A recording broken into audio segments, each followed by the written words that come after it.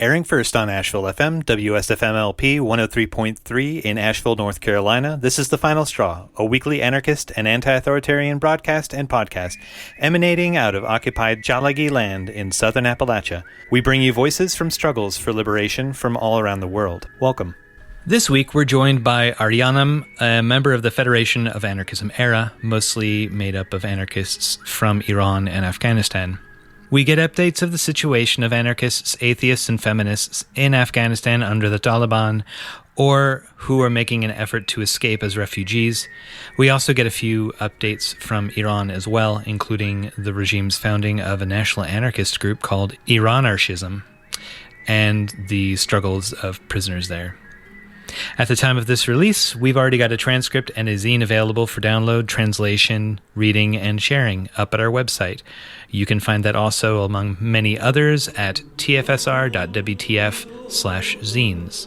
You can find out more about the Federation by visiting asranarchism.com. That's asranarchism.com. Or finding them on Instagram, Twitter, Telegram, Facebook, or YouTube. Those links are in our show notes. You can also hear our past interviews with Aryanum alongside a few other episodes concerning Iran at our website. And you can check our show notes for a few extra links in relation to the conversation. I'm going to share a couple of quick announcements with you.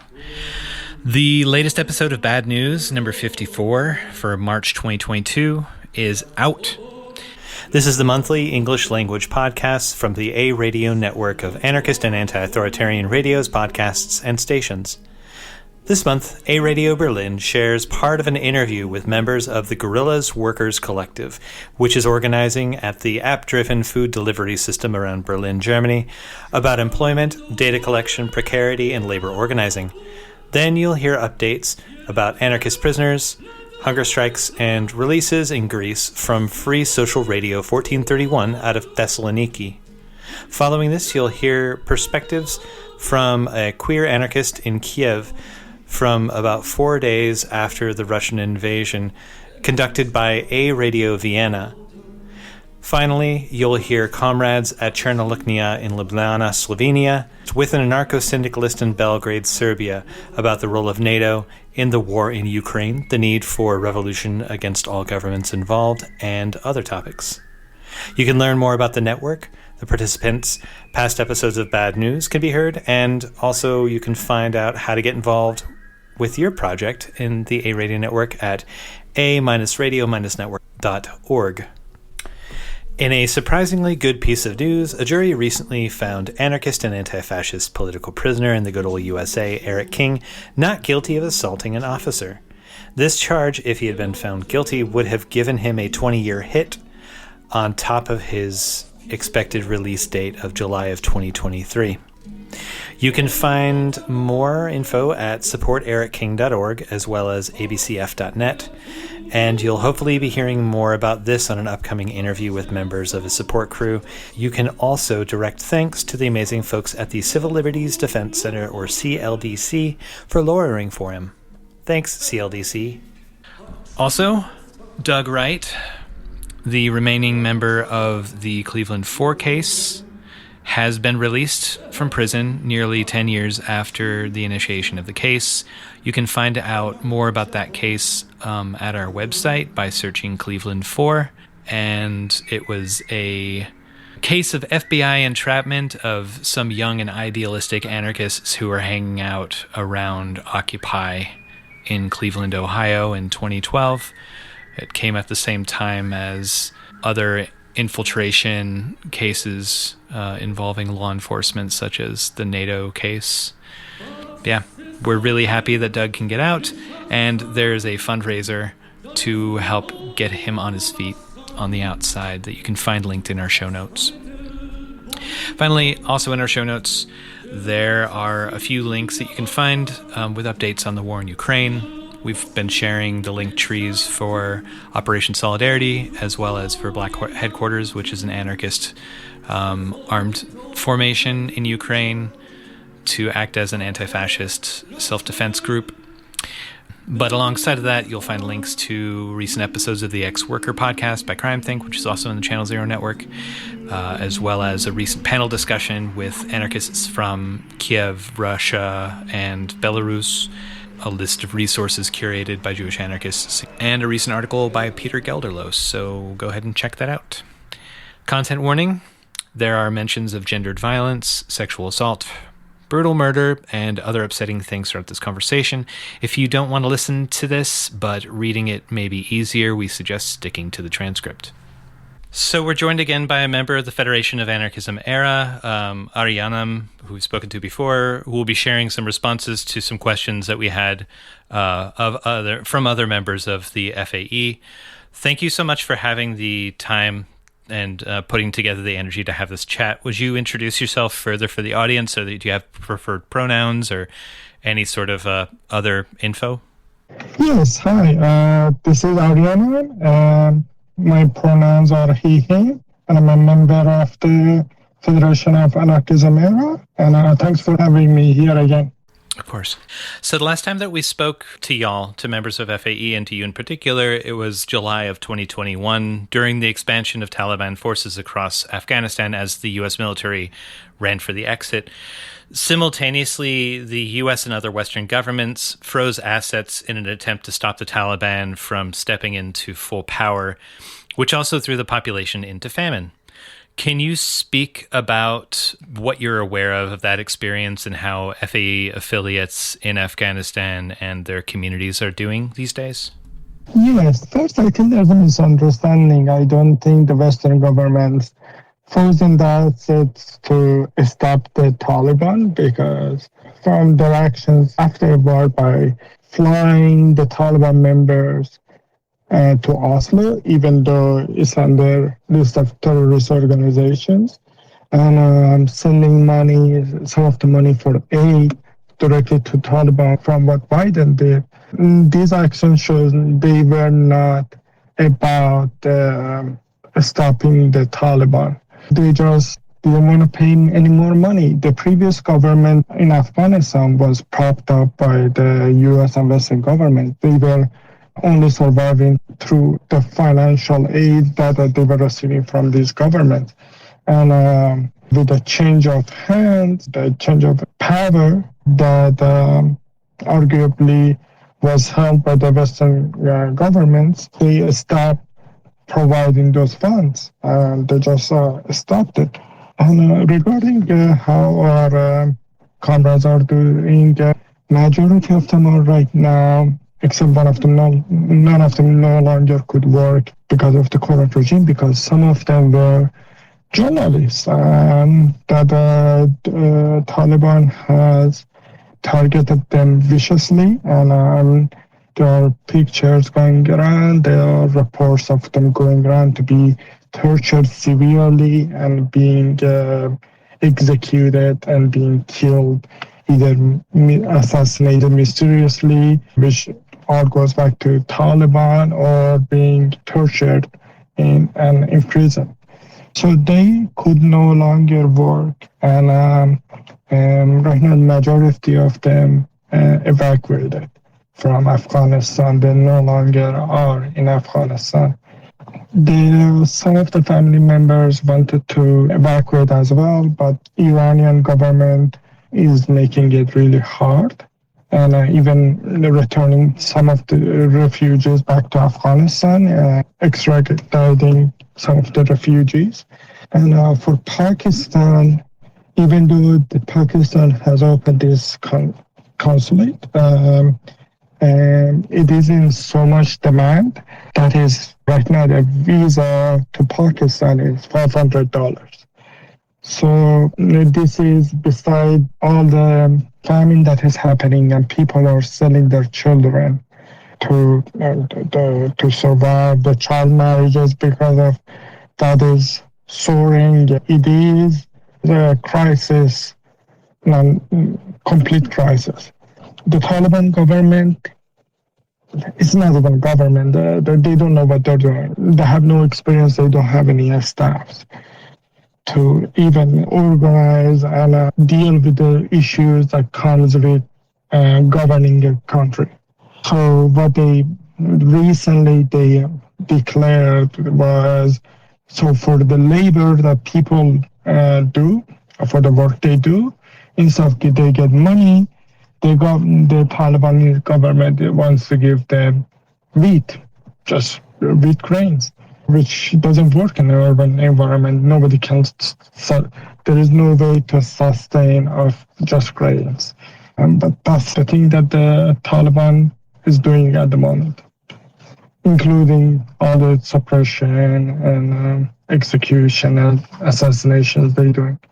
Yeah, there was this massive displacement, internal and external, to Afghanistan that resulted from the fighting and fear of the Taliban reprisals and from economic destabilization. When we chatted a little less than a year ago, you all were attempting to fund for resistance to the Taliban, as well as to help get anarchists out of the country, since they're enemies of the state. And it's very dangerous to be any sort of like dissident, even in areas that were controlled ostensibly by the Afghan government. But is the resistance still a thing that you need, or the getting folks out, is that still something that you're fundraising for, or that you're trying to aid in some way, or is that kind of on pause? When we last talked, yes, we were trying to gather funds to arm our comrades because they were thinking of resisting as much as they can.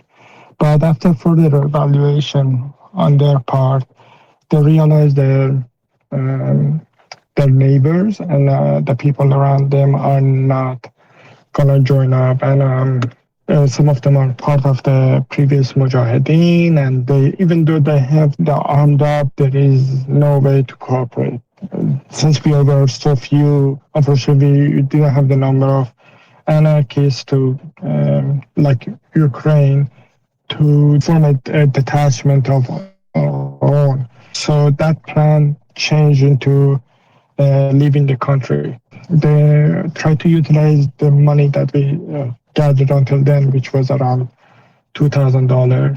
They planned to take refuge to Iran. But the day that they were planning to leave, to head toward Iran, Nimruz is a province bordering Iran and Afghanistan. That majority of refugees were using that as the crossing between Iran and Afghanistan. That province was taken the same day that they planned. So that plan had to stop. We were still gathering more money, but it was kind of slow until Kabul fell. When the Kabul fell, since we were basically one of the first people that were raising funds and basically the only anarchist one in this regard, a lot of comrades started helping out then.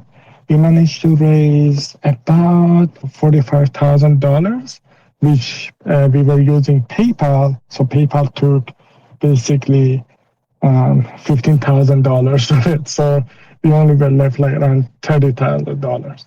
But we decided that would be enough money for our comrades to leave the country. And we managed to get some of our comrades to Pakistan, and they're waiting there, trying to process their asylum status to leave Pakistan. Unfortunately, it is not easy from Pakistan to go to, you cannot go to India because the dispute between Pakistan and India, that is, going from Pakistan to Iran, the border crossing and just the travel there is really, really dangerous. So they stayed in, and Iran has another issue. So And if you stay in Iran illegally, basically, you are in danger of being extradited back to Afghanistan. So we managed to get some of our comrades in Pakistan, some are in Iran, waiting to process their information. And one comrade is in Afghanistan still, but we managed to get most of them out. But we are kind of running out of our funds because of keeping them in Pakistan and are trying to get their application process just for visa. For one of our comrades to travel to Iran legally, just to get the visa and travel, it basically took $1,000. Just that. And I was trying to evacuate our comrades to Pakistan. That took a lot of money. But we might start issuing another fundraising, but we haven't decided on that yet. We still have some money at this moment. Since the Taliban took power in Afghanistan, their claims of relative normalcy of participation of women in civic, political, and economic life seem to have withered. Can you speak about what is known of the realities of life today in Afghanistan for women as well as others who are not cis straight men? They were obviously going from the very beginning, even though as they were taking the provinces, there were videos of coming out of them flogging women for the not wearing their hijab right, or not being with a man called mahram, basically a man which is either is their father, brother, or husband, basically. Anybody that basically patriarchy enforced through religious means and through force, basically. So the women they started making protests against the regime. Some of them were activists before the regime changed during the previous republic of Ghani and Karzai. And both of they started protesting during Taliban's regime from the very beginning. And the Taliban started suppressing them as soon as they could. And they were assassinated. They were mysteriously killed. They were imprisoned as hostages or as a ransom. They were imprisoned. And the men, basically, like the women in Afghanistan were saying in the chants, is our war, our fight, our struggle starts from the home, because basically we have Taliban home. So the patriarchy and the Islamic patriarchy, it has deep roots in the society, and for them to struggle against the Taliban outside, they had to basically wage war against their own family members that have the basically same ideologies. So because of that, men did not support them, and even because of that, even men were basically weak, that even did not even protest for their own rights against Taliban, and did not participate that much in the government. Recently, there was a decree by Taliban that the women cannot leave the country without a mahram. Basically, they cannot leave the country without having a husband or father or brother, basically any man that is above them in the social hierarchy, to approve of them leaving the country, and it needs to live with them. So I know there is an issue with some of the women activists that want to leave the country after all the suppression, but they're dealing with some challenges in that regard, and we are trying to see how it develops. But at the moment, the women get imprisoned if they were protesting, in some cases assassinated, and in some cases from the news is that they were raped and then assassinated. And there were signs of sexual assault. some of the people that we talked to, they were talking about they were like scouting a location just for the graffiti against the Taliban. And they were with their brothers that were supporting them, for example, with one of the family members. But like Taliban escorting, scouting the area, just having checkpoints all around the area, it scared them to hell because they thought they're gonna get arrested right there. Even though they didn't do anything yet, they were just scouting the area for graffiti. But the Taliban was like, "Oh, is this woman part of the woman justice-seeking movement?" They scared the brother and scared her, so they decided not to do that again. So it is big campaign of silence is going on. The women that get arrested, even though they're released, they cannot talk. They don't feel safe to talk back anymore. The public movement that are talking to directly in the face of Taliban is fizzling out. And we are hoping it transfers to a more covert form. That sounds really difficult.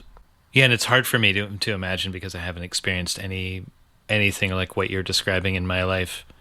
Just how scary that would be. Yeah, I wonder if, I mean, as you say, like if things have to go a little more underground and less with the government, and since the patriarchy and the Taliban exist in the households and the state is empowering, or what there is of the state is empowering the diffusion of patriarchal violence through the households and sort of as a reproduction of the state at a home level. I wonder if people who, as imperfect as it was, lived under the Republic will see the difference with what they're experiencing now, and like the men, for instance, be more willing to understand, in contrast, the pain. Like I don't know. Like I imagine if the dialogue was more talking about liberation of women and fighting against gendered violence, and then the Taliban is imposed and some strict kind of Sharia is imposed or whatever. If you can compare it to another experience that you've had, if that maybe primes you for having a better understanding of alternatives to what's being imposed, do you think? Yeah, the previous government didn't really was for women's rights. We had honor killing during the previous government as well. The patriarchy was as strong as it is now. It is just that the previous government, being prepped by the U.S., was less likely to use it. What achievement the woman had during the previous government was because of their own making. They worked for it for 20 years to make it happen. It was not just the previous government wasn't suppressing them, not because it was actively encouraging them or making the path easier. Like I said, some of the women activists were even active during the previous government. And the path that the Taliban is taking right now, it is very similar. It is basically they're using the same tactics that the Islamic Republic of Iran is using. Iran had its own Wala movement in the beginning of the revolution, opposing the mandatory hijab, but it got crushed. It's very similar ways that the Taliban is doing. They were imprisoned, killed, assassinated, either by the militia or by others. The current women movements are getting acid thrown at them and get disfigured because of acid. And there is honor killing going on in Iran. And there is the most recent ones that was a woman, 17 years old. She left her husband way, way older husband. She went to Turkey because she feared for her life. Her father and brother basically forced her to come back, and their husband killed her and decapitated her head and paraded on the street, showing it off. That was one of the shocking things that I saw since it happened a couple months ago. So it just that previous government was not using patriarchy as directly as the Taliban, and because of that, the women movements could move forward, but and make some achievement for their own autonomy and freedom. But Taliban is going to use the same tactics as the Islamic Republic of Iran, and the patriarchy is going to become worse. It's going to become more embedded in the society. And as it is, the patriarchy is so strong that the men do not accompany the women in their struggle. There is no solidarity at the moment. There are some men that are, of course, supporting, and they get killed. The treatment they receive is about somewhat the Afghan women receive because they're men. And even though they are defending the humanist ideal against a fascist organization that is Taliban, but yeah, they get treated worse and they get killed. And that scares the other men that are on the fence. They just don't join. There is no solidarity at the moment. In the previous government, yeah, there are some that want to go back to something like a republic, that they can choose their own, have a political participation like men in the government. Some are seeing that Islam is one of the problems that are perpetuating patriarchy and their enslavement to their current predicament. And some of them are seeing both state and Islam as a problem, which is basically our position as an anarchist of our federation. I'm not sure if that answered your question. Oh yeah, absolutely. Yeah. And I didn't mean to put the agency into the hand of the government, but your point that when the government is not as actively repressing, people get a chance to organize and coordinate, as opposed to when there's direct threat of violence or death coming from state. That's kind of what I was trying to get at. So I appreciate the point was very well made. Okay. Thank you. Yeah.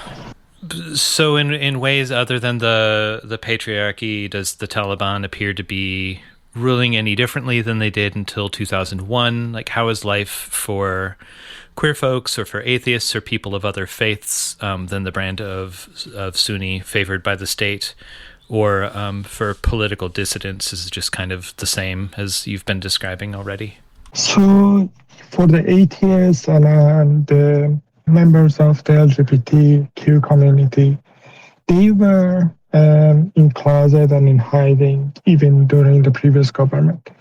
They just hold their own hidden communities, and because again, the society is very patriarchal, and it hasn't changed. The struggles are very similar, and it was deadly then. It is more deadly now. They are in hiding. Some of them already left the country, and some of them, because of financial or the blockade, the extradition of the refugees from Iran and Pakistan, they are stuck in Afghanistan, and they cannot leave the country. How the government is ruling from 2001, it is basically the same, but it is more vicious, more ruthless. It is more pronounced in Mazar Sharif, because in Mazar Sharif they have a deep hatred of that city because it was one of the last city that basically fought until the end during the last takeover.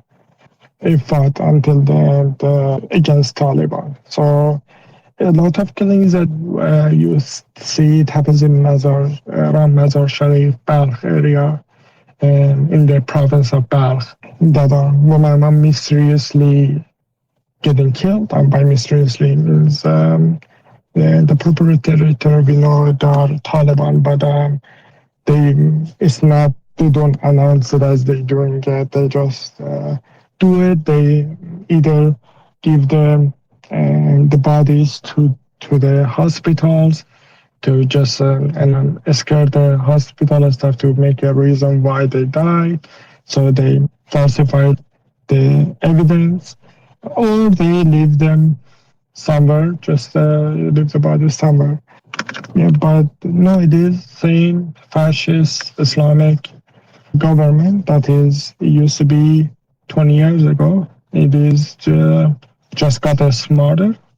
It's using the similar tactic that the Iranian government is using. It's probably getting consoled by the Iranian Islamic State, getting supported somehow, because Iran is going to benefit from the waterways, and it's going to benefit from the mines that Afghanistan have. I believe Taliban is going to give them some rights. I just read the news just a few hours ago that China wants to cooperate with Taliban, with the Taliban in Afghanistan to drill some oil refineries, drill some oil, petroleum refineries, and a copper mine just to get copper for cheap.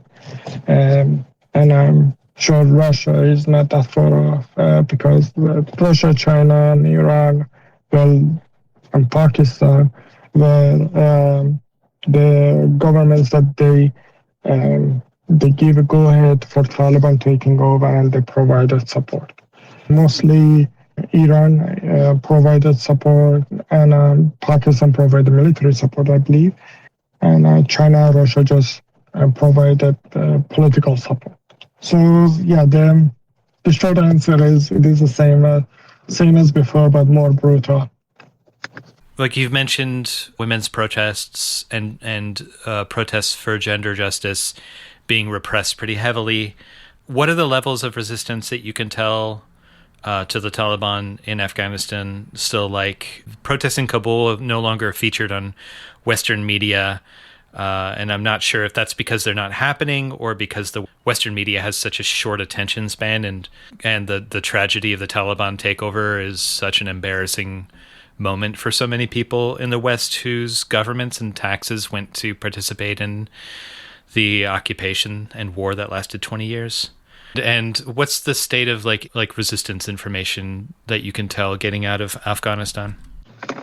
Sure. So there are some groups that some militant groups that they announced their formation, but we are not affiliated with them, and we are watching them from afar, just observing the situation about them. Majority of them were previously part of the Mujahideen, and they are the similar Islamic groups with their belief system is not that far different from what Taliban is espousing. Like, for example, only one of them even showing, even women speaking in their announcement of their formation. The rest of them were just men, and they just saying how they defend their country. The language is full of patriarchal Islamic rhetoric that, for example, they see the woman as their belonging, as their namus. That's what they're called. That they need to be defended is the patriarchy, chauvinism. So we are not planning to work with them. We're just observing them at the moment. There is Ahmad Masood in Panjshir province. He was a previous another previous Mujahideen leader, basically, that is mounting a resistance in Panjshir province.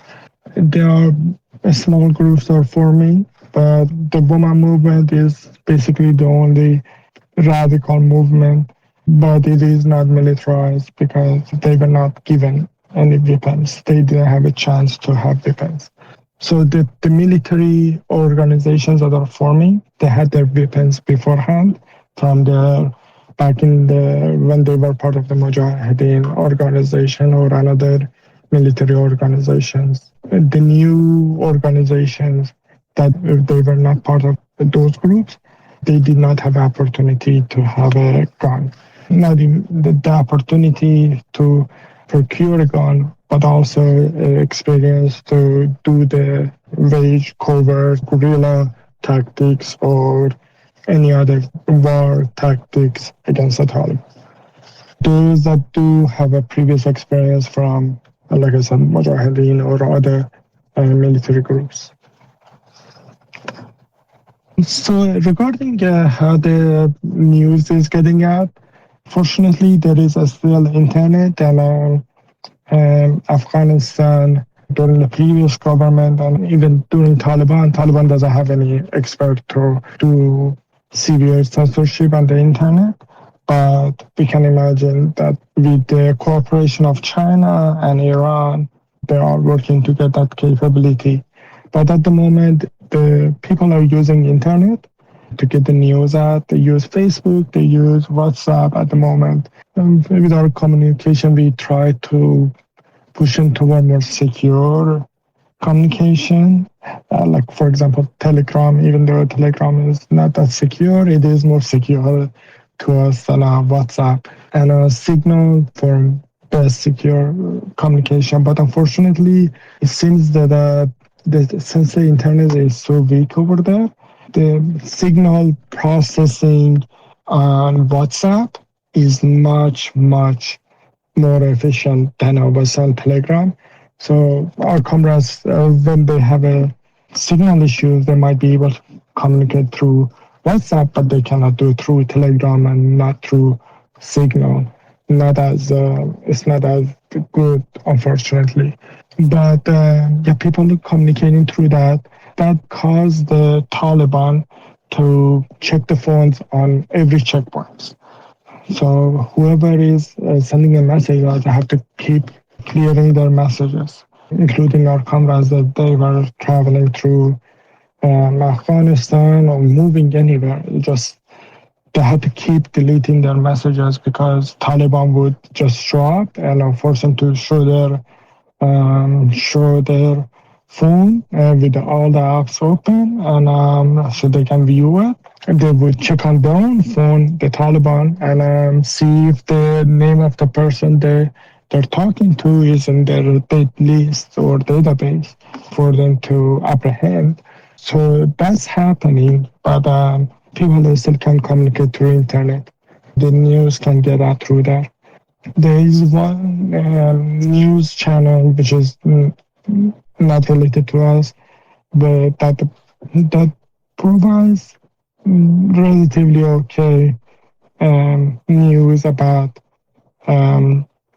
Afghanistan, and that's Amaj News. That's AMAJ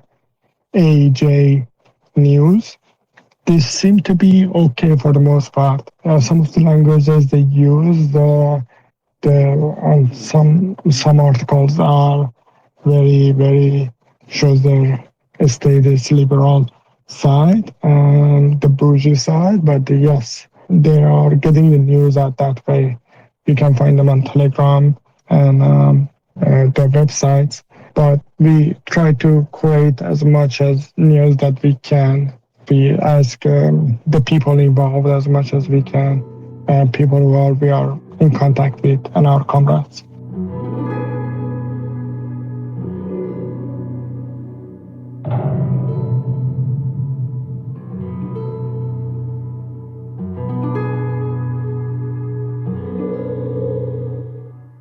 قسم به خون، قسم به شیر مادرم، خفه نمیمونم حتی وقتی که شیر ماشرم، جلو کفدار میمیرم ولی یه شیر با شرف، یه سیلیم به من بزن پیر ناخلف، ببین رحم من تمامه، سهمم از جهان، تو با هر چی میخوای بزن، سنگرم دستام، شاید حتی اشکم ببینی خون ناقش است ولی تسلیم نمیشم، مرگ جان عشق است، صدام تو خیابونه خب خفم کنی بیفایده است، ما میلیون ها بچ کاشتیم آماده ایفای نقش، سایه پخش مثل تیرای پخش کنه تش، من ترسکا تلقاویزن دونه دونه تیرای برق، خطم جناح بس به هیچ جا نیستم، تولید ایرانم بی انقضا بیخ داریشم، جنازم هم نمیذاره بکنی بیت تاریخم، حتی آتیش آهک اسید زوب له کنیم یه جا، یا دیگه دیکم کن یردیکم و بسپری به خاک، دونه دونه سبز میشم نتونی بشماریم نگاه، من تمام مام، من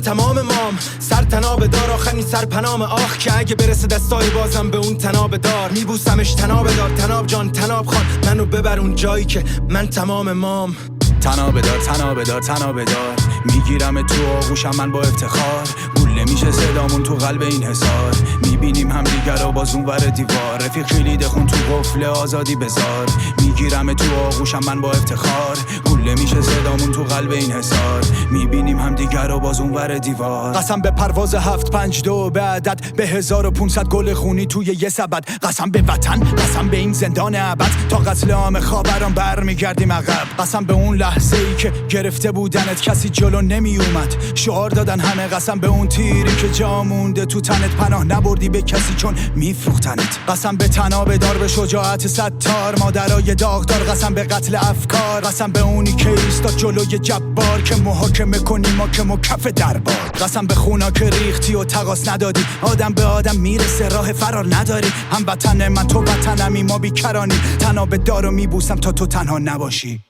تناب دار میگیرم تو آغوشم من با افتخار، گوله میشه صدامون تو قلب این حصار، میبینیم هم دیگر رو باز اون ور دیوار، رفیق کلید خون تو قفل آزادی بذار، میگیرم تو آغوشم من با افتخار، گوله میشه صدامون تو قلب این حصار، میبینیم هم دیگر رو باز اون ور دیوار، تناب دار میگیرم تو آغوشم من با افتخار، گوله میشه صدامون تو قلب این حصار، میبینیم هم دیگر رو باز اون ور دیوار، رفیق کلید خون تو قفل آزادی بذار، میگیرم تو آغوشم من با افتخار، گوله میشه صدامون تو قلب این حصار، میبینیم هم دیگر رو باز اون ور دیوار، تناب دار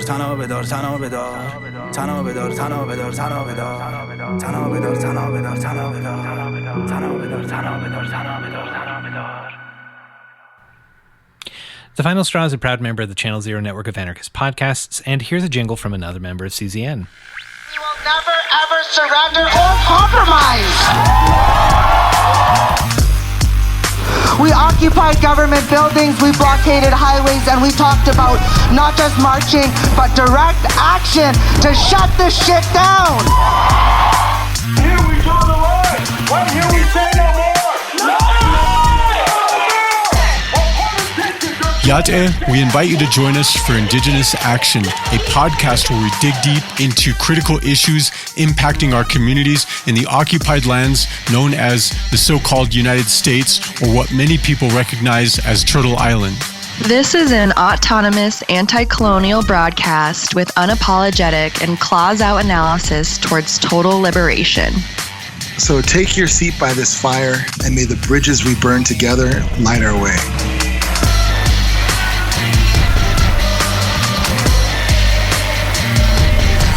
Fuel that fire so it's a blazing fire that they can never stop. Find us at indigenousaction.org and with the Channel Zero network. This is the Final Straw Radio, and you're listening to our chat with a member of the Federation of Anarchism era about anarchists and radicals in Iran and Afghanistan, or who have been fleeing those countries. Please be warned that there is discussion of rape, murder, and patriarchal violence in this episode. Listener discretion is advised.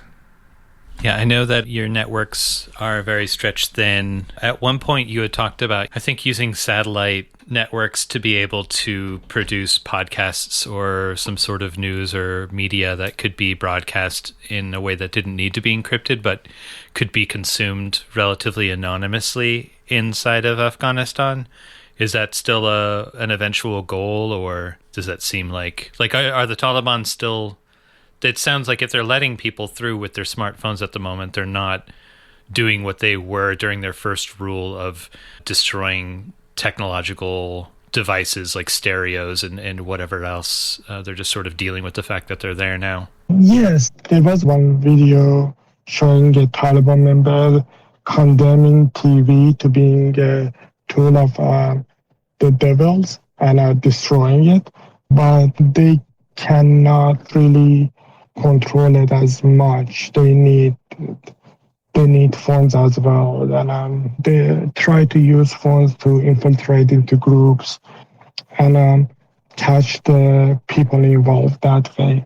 For example, so they arrested 49 people, which is, I think 25 of them were women activists, and they got forced confession from out of them with the promise of them being free. So when they did that, they produced a TV program which showing all these forced confessions that, oh yes, we only wanted to leave the country. No, we're not fighting our rights. We were fighting for our self-interest, to just wanted to leave the country, go to a Western country. The people who are helped us lied to us that, hey, we can help you get out of the country, and stuff like that. And they put a snippet of a conversation between two of the activists, which they got hold of a phone. Basically, I believe it was Tamana's phone. She was arrested with her sister. They got off a phone and they extracted conversations. They edited to their favors and they put in the program to show, yes, all of this was a ruse for them to leave the country. It just had nothing to do with us oppressing them. It is the same tactic that the Islamic Republic of Iran is using with the forced confessions. They are searching house to house. So if they find anything incriminating, being showing that, well, not necessarily, they just search house to house and they steal the belongings, they steal whatever people have left, the jewelries, the gold, whatever they find in the house, they steal it. And if they find anything showing that the residents of the house had any anti-Taliban sentiments, well, they're going to get arrested. The men definitely going to get tortured. So that's going on, but there is not a network to intercept the signals midway or record every messages like NSA in the US. But I'm assuming they would like to have something like that. Yeah, who wouldn't? Yeah. Or what? Each authoritative government doesn't want that. Exactly. I was about to say that. So there was during the war bombings that were claimed by a group called Islamic State in Khorasan, or ISIS-K. Is this group joining in with the efforts of the Taliban, or is it waging its own insurgency, or is it sort of disappeared? There is like Al-Qaeda, maybe it's still active, but they haven't done anything recently. And the Taliban may be using them as excuse to tightening their own security measures and becoming more intrusive and more violent. They're using Al-Qaeda as a legitimation tool. That yes, we are the good government. Al-Qaeda is the bad one. We are not Al-Qaeda, so we're good. So that sort of logic is going on. I'm not sure about the ISIS of Khorasan, to be honest. I don't have any information about that. Okay, thank you. Sure. Do any of your Federation members have anecdotes or experiences of having to become a refugee that they shared with you? And if they've moved to places where there are anarchist communities, have they been able to integrate or interact with those communities? How have they been received? Finally, are there any NGOs or organizations that are doing refugee support work that you've heard are doing a good job and should be supported by general civil society where possible? We managed to, with the help of a comrade introducing us to somebody, we managed to help one of our Afghan families to leave another right now in the US. There is another comrade that used their own channels and then managed to arrive with their family to the US as well. From their experiences, if I want to start from the beginning, we were, after the fall of Kabul, after 12 days, we were planning to, our comrades decided to evacuate Afghanistan because there was nothing they could, they couldn't mount the defense. There was no resistance at the moment. And the chances of the window of opportunity for us to evacuate was closing. So some of our comrades tried to leave the country, evacuate the country to Pakistan. And there are two borders that gets you for Pakistan. One of them is Torkham, which is Torkham crossing, which is near the Kabul. That was closed in the beginning. The other one was the Chaman crossing, which is Istanbul Dako Chaman crossing. Chaman is a border city in Pakistan. So it is kind of far away from Kabul. It was 12 hours with the bus to get there, and just another hour to get to the border from the city and province of Kandahar. So they arrived there. There were so many refugees just lining up to go to Pakistan. And the Taliban Pakistan, in collaboration with each other, were changing the roles every single day that our comrades tried. The first day that the comrades tried, they said they only allowed the residents of Kandahar. They don't allow any other residents to cross the border without a visa, just Kandahari people. So our comrades basically tried to forge a identification that shows they were from Kandahar so they can pass. They changed the rule again. They needed to have a visa now. They needed to be something, then they keep changing the rule until they close the border. Two of our comrades managed to cross the border basically legally. The rest of them had to basically be smuggled. There was no path for them. And the only people that could cross the border, none of them could be women or children, because leaving the life of the women and children in the hand of a border smuggler is supremely very risky. There were horrible news of the people missing in this cross smugglings. So one of our comrades that came with the family decided that they will not cross that border. And one of the attempts that they crossed that border, they lost their luggage. So they lost their phones, they lost all their clothes, everything. Just they had their own identification with them on another bag that they kept with them. But in an attempt to cross the border, they lost it. And the Pakistani border guards really was mistreating our people and every Afghan refugee that was trying to cross the border. They were hitting them, they were hurling insults, all sort of things. One of our comrades had to decided through a different channel, which went to Qatar, then from Qatar went to America. In America, they reported that they were sent into a military encampment, military base, and the building that they were in had no door. It was just basically just a curtain, just for the privacy, some privacy, but there was no door. So they could not leave their belongings there because other refugees could come and steal them. And they bought their like a 3-year-old kid some shoes, those shoes that lights up when you step on them. So for the 3-year-old to calm her down, basically to ease her anxiety of keep moving from one place to another. They bought that shoe, but it got stolen in Qatar.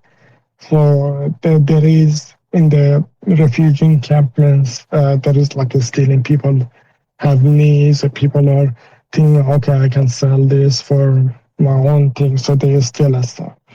So that was happening, and one of our comrades was saying the food was really low.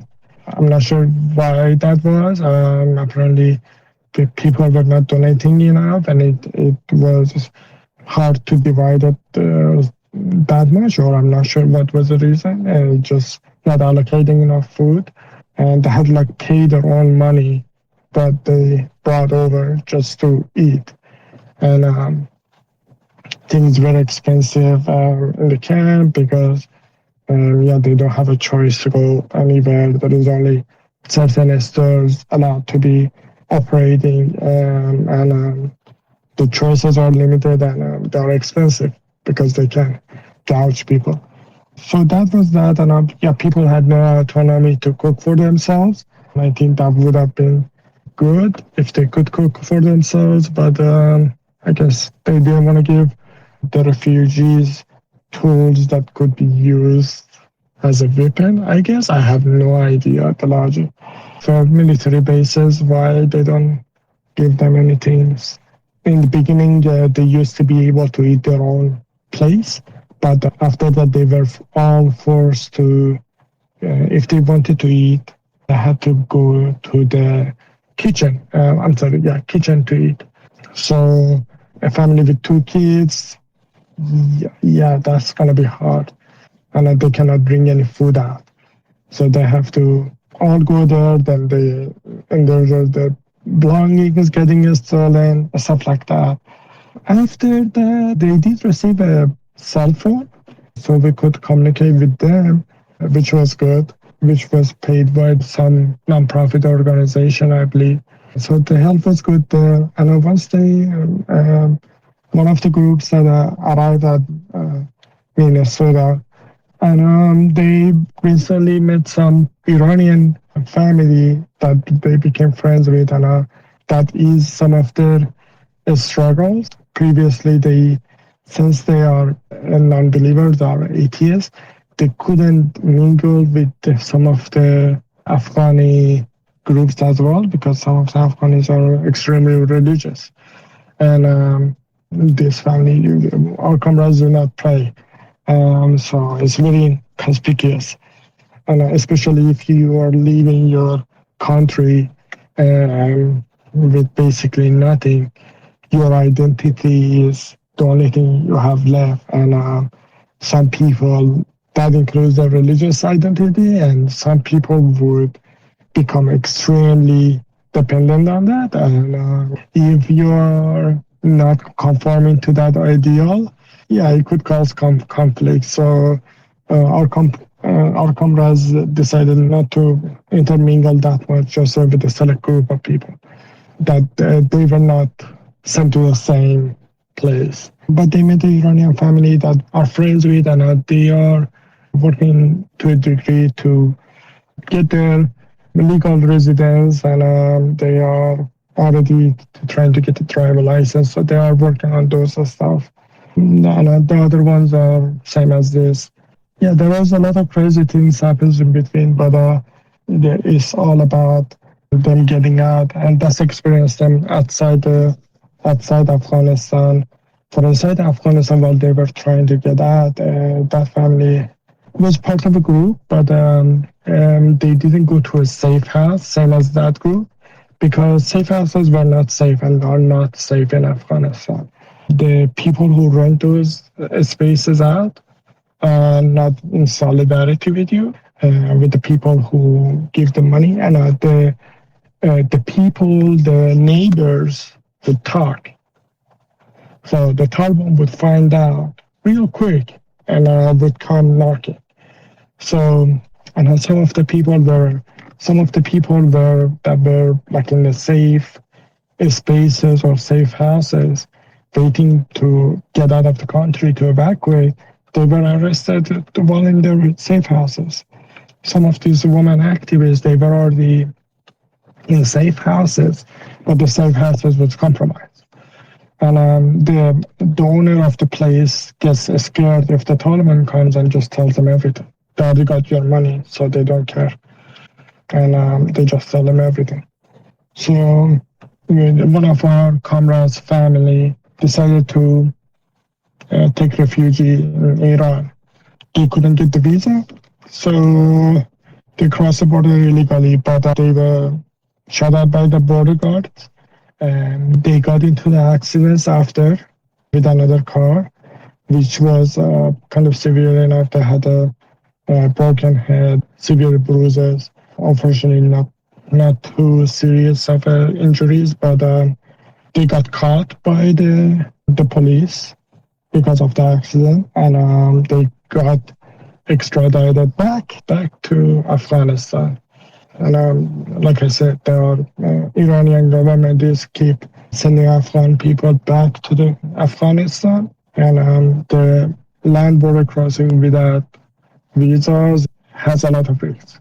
For the Western governments, some of our comrades are trying to process their application, but there are other governments saying, oh, you need to prove how your life was in danger and that you had to leave the country, which is a ridiculous question because it's very obvious. There's a famine going on, so there's a famine going on, and there is an extreme suppression of the religious and the ethnic groups in Afghanistan. So that question is very misguided. But some of our comrades are journalists as well. They were journalists, and one of them even had, before the takeover of Taliban, had a lot of sharp critiques of the Taliban that everybody in that business knew. So their life is in danger, but they applied for the French, they applied for the French embassy, they applied for Swiss embassy, and they are trying their way to see how they can process their application for asylum. The one other part, and thank you for sharing that, the one other part of it that I wondered was, and it's okay if you don't have an answer to this, but if there are any NGOs that you've heard of from folks that have had to go through this that seem to be doing a decent job and who would be worthy of supporting if people had money that they wanted to give, or if those NGOs operated in areas where the listener lives that they could consider volunteering with, or maybe just anytime you find that there's people being resettled to where you live, going and trying to meet people would be a good idea. Does that make sense? Yes, there is one organization that they're claiming that they are helping targeted Afghans find refugee and resettle. There is not going to be any expenses or no salaries, and 100 of the donation would go to helping them. And like I said, I heard of them recently, and I'm not sure about exactly how they operate or how well they're operating. So don't take this as an endorsement, but their name is Azadi Charity. That is AZADI Charity. They have a Twitter account, and the website is azadicharity.com. That's what they're claiming, that I understand. There may be a few others, but unfortunately, they don't come to mind at the moment. And I'm not familiar with if they haven't helped anybody that we were in contact with, unfortunately. But people can help them and further inquire about them. Okay, thank you very much. Sure. So it's a little bit of a shift in topic, but I wonder if members of your network have observations or words for anarchists living under states in the former Soviet Union, such as Belarus, Russia, or Ukraine, or about the war being conducted by Putin's regime that they'd like to share with comrades there? Yes, we fully support our comrades in the countries, the Belarus, Russia, and Ukraine.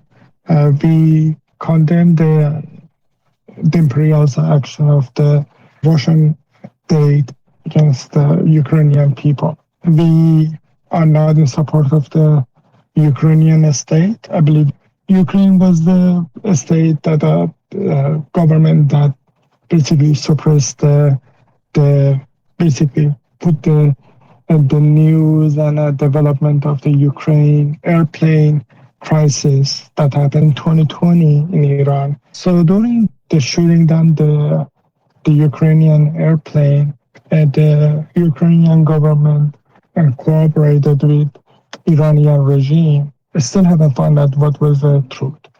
So they helped the Iranian government to hide the truth.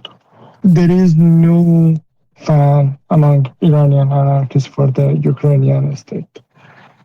But we are anarchists and we support the Ukrainian people against the imperialist forces of Russia and the opportunist imperialist actions of the West, of NATO.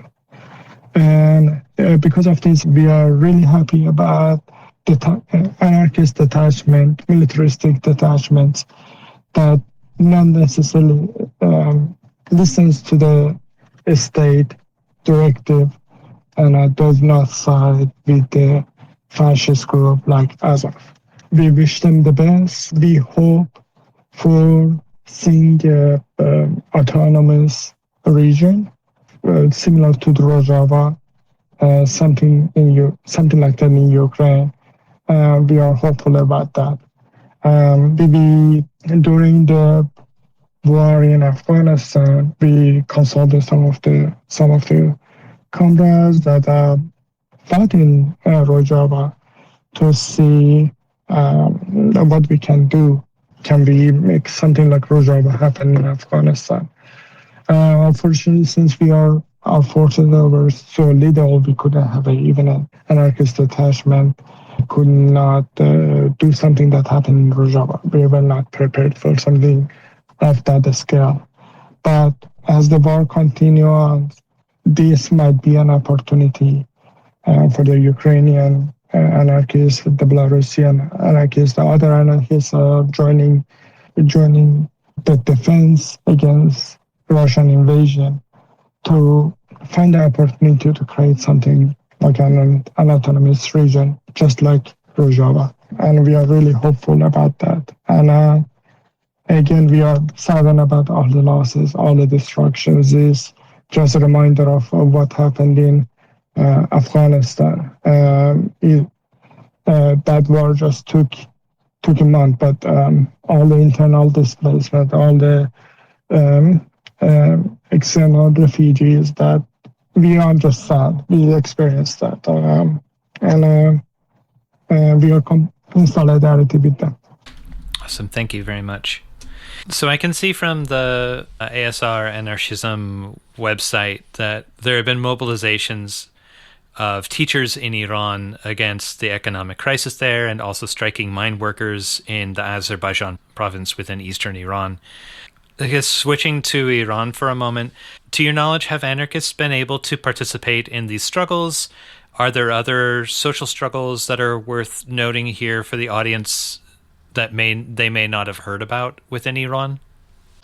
Yes, Iran right now is like a hotspot of strikes, and not only from teachers, it's from, like you said, mining workers, from the workers, Haftape workers, and also it is the the economical crisis is so big that even the prison guards are striking, which we spit on them because they tortured our comrades for that little money they get. We are not in solidarity with the prison guards strikes, but everybody is striking. They are doing it in waves, it comes and goes, but it shows deterioration of the Iranian control on the working population. The way they're trying to get at is by supporting regimes like Taliban so they can get some benefits, so they can ease their own crisis to a certain extent. But yes, a lot of workers are striking, and among them are anarchists as well. They are not specifically from our organization, but we are aware of there are multiple anarchist organizations, and most of them are covert, in Iran, certain groups here and there.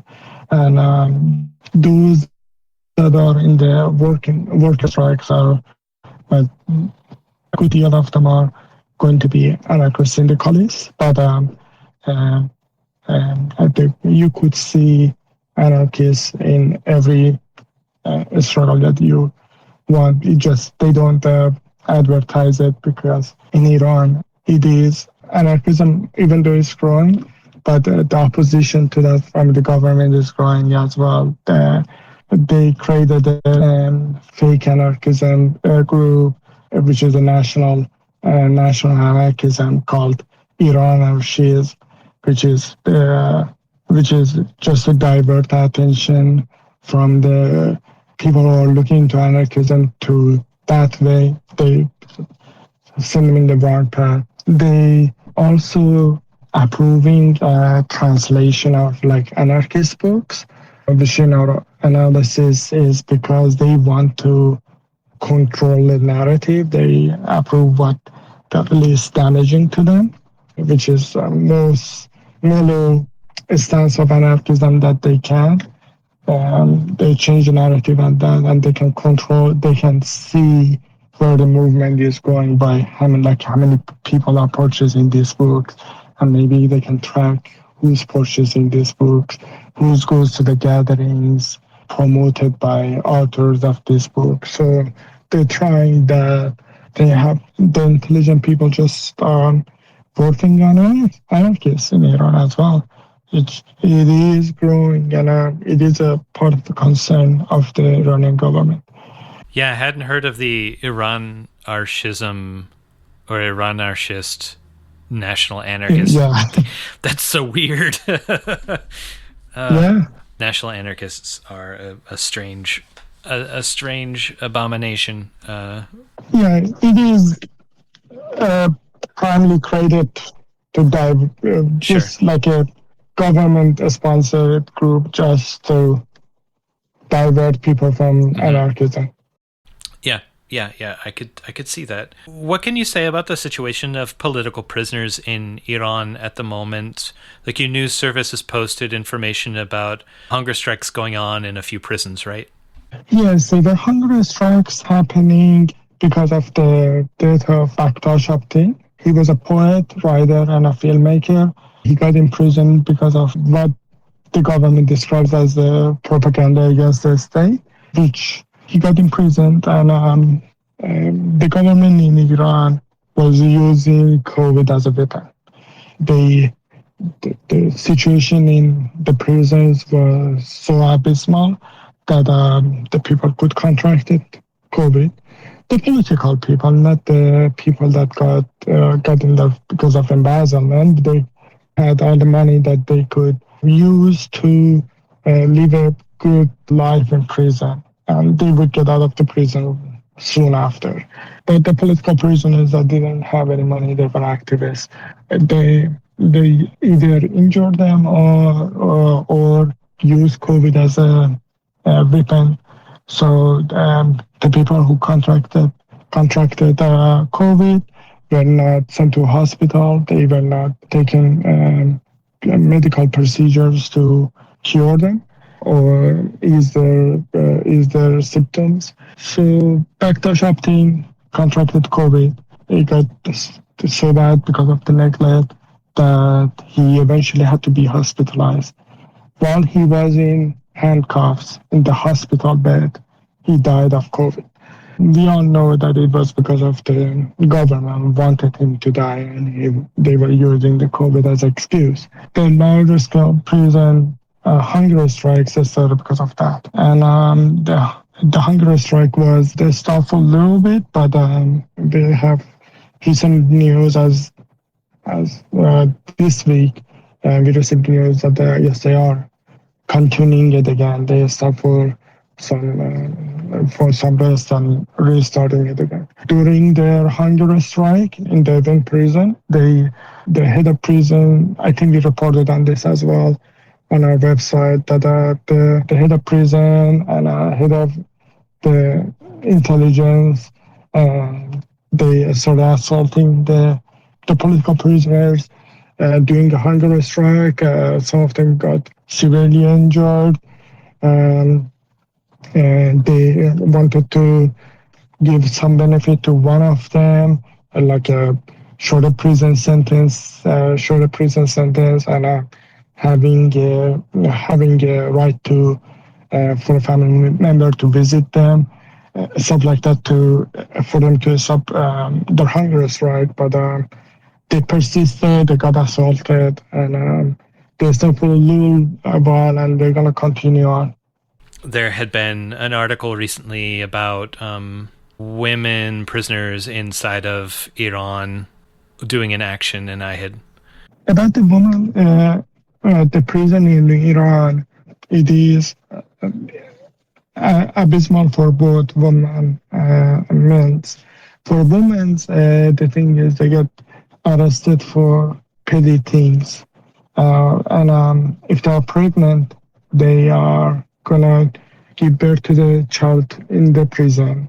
The child is gonna grow up in the prison. There are a lot of children, I don't have a number, but a lot of children at the moment grew up in the prison and are in prison because their mother is in prison. They haven't seen a world outside of the prison as long as they live. And that's another situation in prisons that are not talked about that much, but it is a reality that we are experiencing. The children are not put for adoption. The children are not given to a family member that can be responsible for them and can take care of them. They are living with them. And in some cases, there is nobody. They are left alone. And the mother and the child are serving a sentence that is cruel and inhumane. Yeah, the idea of raising kids inside of a prison is... I mean, that doesn't happen in the U.S. The child would get taken and either put in foster care or sent to a relative. But yeah. Yeah. But definitely people give birth in prisons, and obviously in some cases in assigned women's prisons, people who have been in for a while sometimes get pregnant, and there's a question of how that happens if not the guards. Yeah, there is sexual assault of men and women is rampant in prisons. The men's prisons, from our report of our comrade in Sohiel Arabi, who got released from prison, sent to exile for 2 years. Then after 2 years, he needs to report back to prison. They don't want to let him go, even though they keep making the same cases for him to keep extending his prison time. I think for some deals that he was allowed to leave the prison. He was part of some deals with the Western governments regarding Barjam, the nuclear deal, to leave the prison and be just in exile. But he will be going back in prison, and he has multiple stories about prison that there is a sexual assault is rampant. The prison guards would sexually assault you. You are not allowed to masturbate in prison. So there is a lot of sexual frustration there as well. There are people that take advantage of others. And the prison guards do what they can. What they can get away with.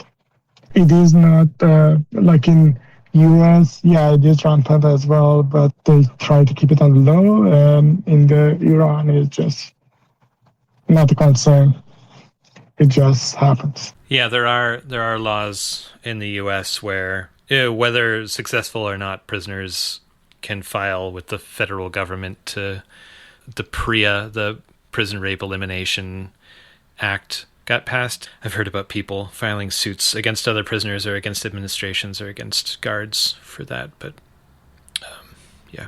One more thing that I remembered is that some of the censorships that happens from Taliban is that the people that made it out, and if they haven't hidden their identity, their family members that are still in Afghanistan are going to experience the same thing that the Chinese people and the Iranian people experience, which is the Taliban would go to their family members, would threaten them, would beat them, threaten them, to tell their family members abroad to stop talking, to silence them. Even though people make it out, they have to be careful about their themselves and their identity, because it can be used it can be used against their loved ones that are still in Afghanistan or Iran or in China. It's the same tactic. They just learned it from Iran and China. Yeah, that's terrible. That makes sense, though. Well, Aryanum, I hope that you're doing well, and thanks a lot for having this chat. And I can point people to the social medias and the Telegram channel and the website in the end of the episode. But yeah, thanks so much, and solidarity and appreciation to the work that you and your network do. And I'm glad a lot of them have been able to get out despite difficulties. Yeah, thank you very much for having me and having this conversation. We really appreciate having a voice within the podcast. And I just want to say sorry to everybody who contacted us these past few months and asking for an interview and for a written interview, for the voice interview, sometimes from our Iranian comrades, sometimes from our Afghan comrades, and we let them down. We could not accommodate them. We either give them late responses or something like that. Unfortunately, our core outside Iran and Afghanistan is smaller than it is really small, and we are only responsible for the dealing with this inquiry, with these inquiries and questions, and we got overwhelmed. We apologize for that. It is not that. It's not because we are ignoring you. It is because we just can't. Unfortunately, we are not. We got overwhelmed. Thank you very much for having me, and hope we talk again soon. Yeah, I hope so too. Yeah, solidarity. Solidarity. If you appreciate the work we do here at The Final Straw and want to support us, there are a few ways that you can do that. You can subscribe to our Patreon, which goes to pay for operation costs and also paying our transcribers.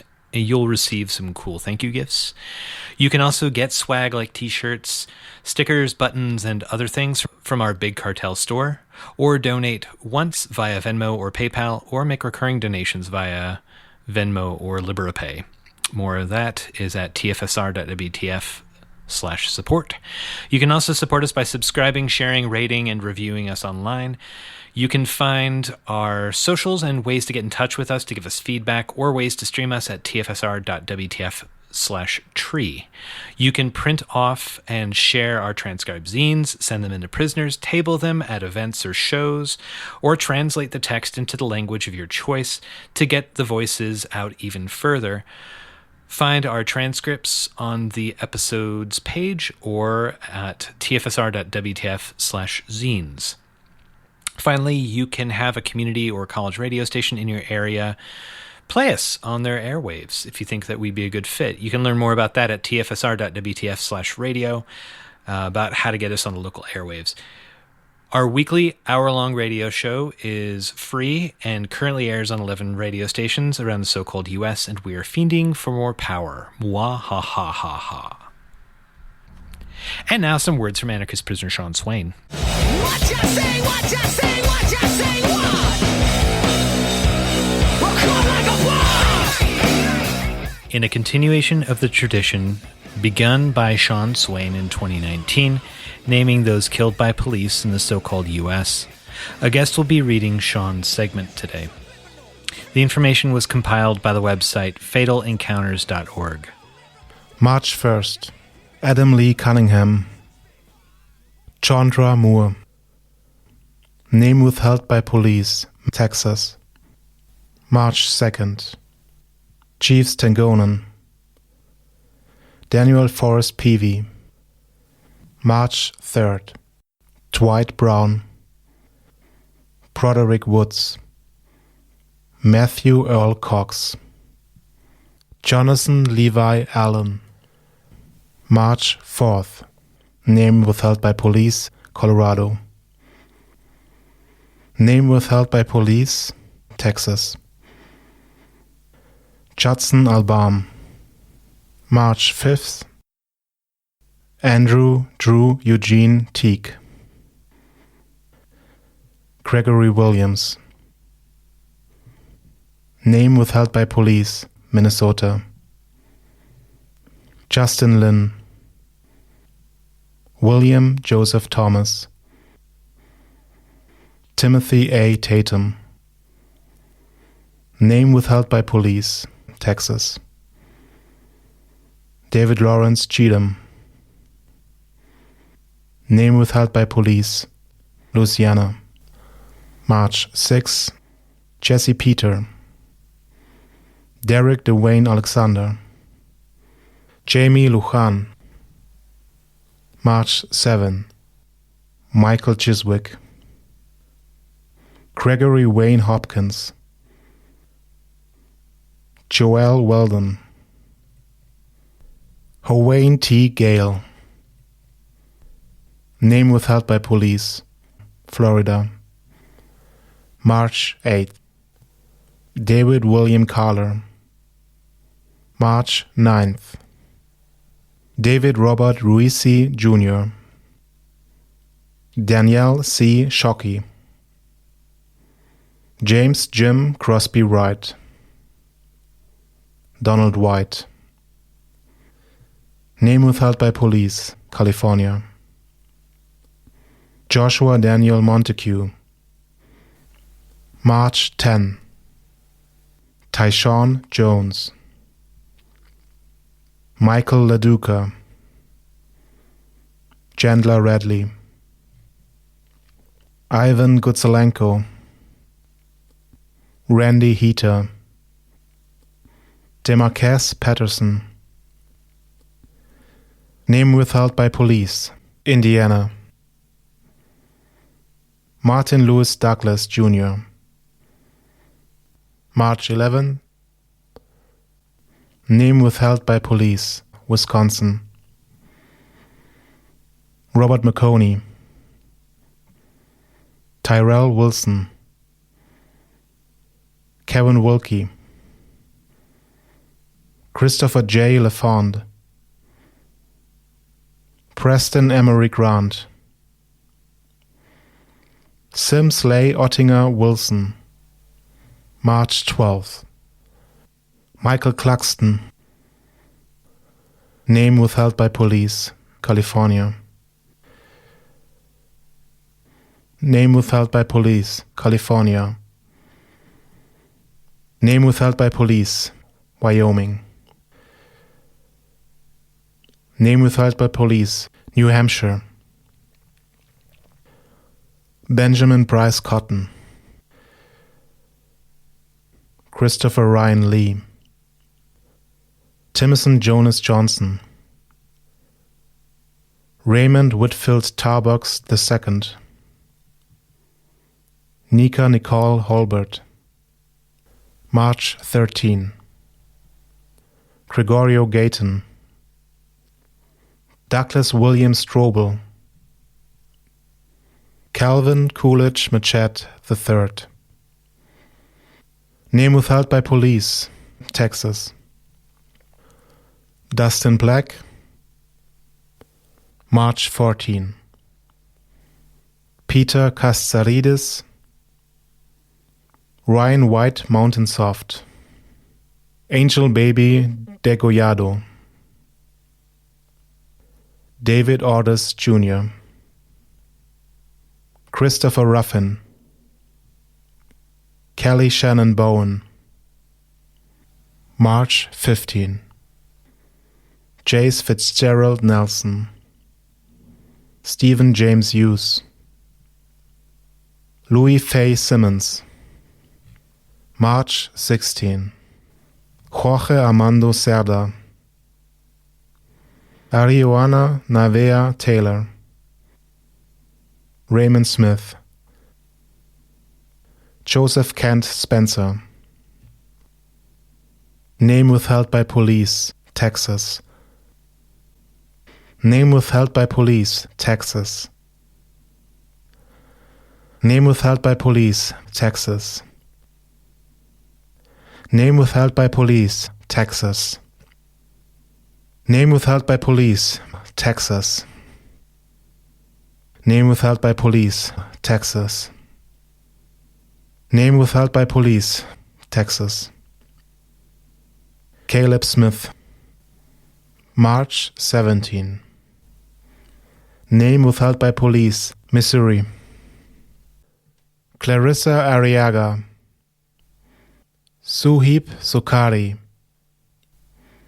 Freran Cornelius, Diyar El-Haq Kaf, Matthew James Hurlock, David Suarez, Sean Myers,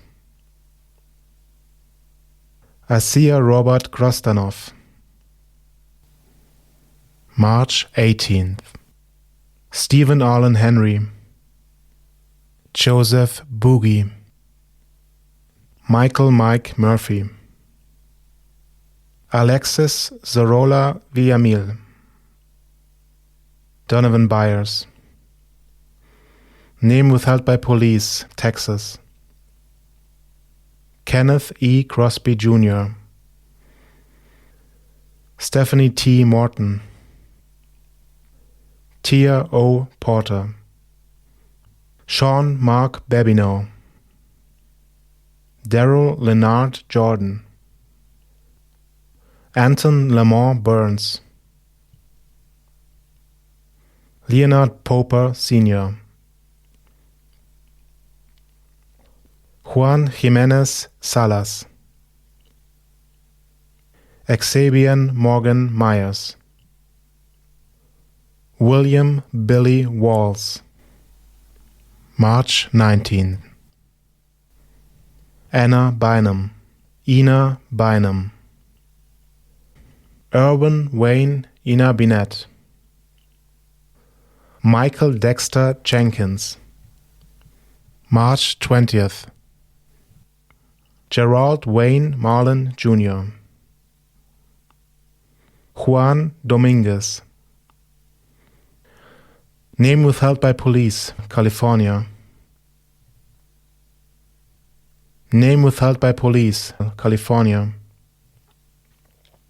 Sean Michael Evanuk, Navir Devon Islam, Kevin L. Duncan, James Samproto, March 21st. Name withheld by police, Colorado.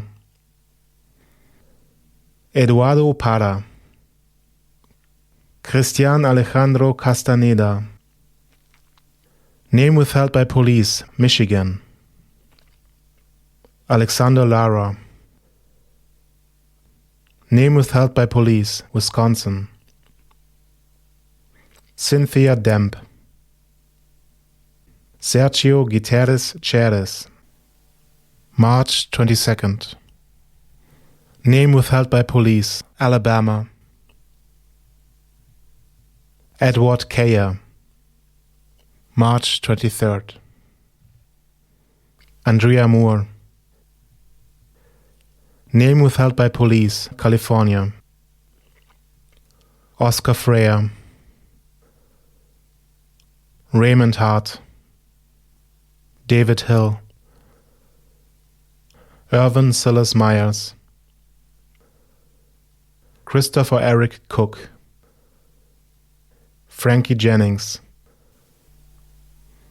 March 24th. Joseph James Spellman. Peter Joseph Wayne. Name withheld by police, California. Name withheld by police, Washington. Tony Smith. Name withheld by police, Arizona. Georgiana Jackson. Name withheld by police, Texas. Joshua James Gloria. Savannah Chandler. Aaron Pierce Thomas, March 25th. Travon Chatwell. Kelly E. Rooks. Raul Munoz Jr. Name withheld by police, Texas. Alwyn Burrage. Chodesi Devonta Moses. Malcolm D. Johnson. Charles White III. March 26. Stephen Michael Killian. John Pina Montes. Daniel Nolan. Donovan W. Lynch. Eric Michael Leach. March 27th. Russell Lindemeyer. DeArthur Pinson Jr. Name withheld by police, Florida. Curtis Montrell Williams. Paulette Samuel. March 28th. Chris Brandon Ruiz. Name withheld by police, Oklahoma. Daquan Terrence Wright. Derek Haddox. Shaquan Shavon Bolden. March 29th. Josiah Griffiths. Matthew Blaylock. Terry Donnell Jackson. Adam Toledo. Pierce L. Flincham. Robert Lee Canchola. Natalie Medina. Timothy Van Sant Coleman. March 30th. Chelsea R. Fulmer. Jalen T. Alexander. Shelby Jean Berkheimer. Billy Ray Hill. Michael Leon Hughes. Gage Allen Salzman. Jonathan Blake Kohler. Helen Marie Cuales. March 31st. Ivan Cuevas. Melanie Rebecca Painter. Anthony Alvarez. Willie Roy Allen. DeMarcus Greer Jr. Name withheld by police, Oregon. Aaron Christopher Pooch. Lance Montgomery Powell. Jeffrey Eli. You can still write Sean at his new old new again address at Sean Swain, number A243205, OSP Youngstown, 878 Coatesville Hubbard Road, Youngstown, Ohio 44505. You can find his past writings, updates on his case, hear his past audio Find out how to get his books, plus ways to contribute to his legal defense fund at SeanSwain.org. Psst. You can Cash App $Swaniac 1969 or send dough to us and comment that it's for Swain's defense. More info is also available on Instagram at Swaniac 1969 or Twitter at SwainRocks. This is The Final Straw. This show will later be archived at thefinalstrawradio.noblogs.org, and you can email us with questions and suggestions at thefinalstrawradio@riseup.net or thefinalstrawradio@protonmail.com. If you'd like to use any episode for your project or radio show, feel free to do so. Just send us an email to let us know. If you care to, you can send us letters at The Final Straw Radio, P.O. Box 6004, Asheville, North Carolina, 28816. This show is brought to you by Firestorm Books and Coffee. Located at 610 Haywood Road, Firestorm Books and Coffee is a worker-owned co-op in Asheville specializing in offbeat, underground, and independent literature. You can find a catalog of Firestorm's books and zines, plus a full calendar of events up at their website, firestorm.coop.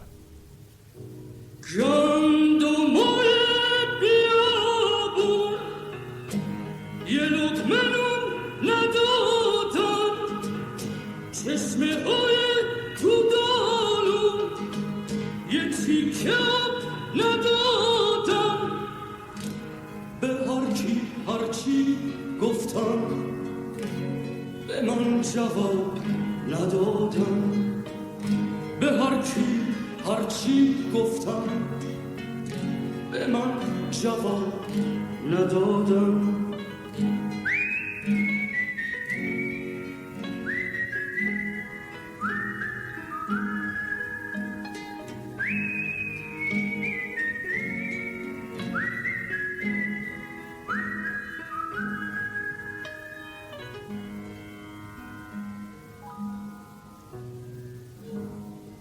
مردای مست کوچه تو جیباشون کلوچه تلو تلو میرفتن از پیچ و تاب کوچه آی آدمای مرده ترس دلاتون رو برده پس چرا ساکت هستین سگ دلاتون رو خورده به هر کی هرچی گفتم به من جواب ندادم به هر کی هرچی گفتم به من جواب ندادم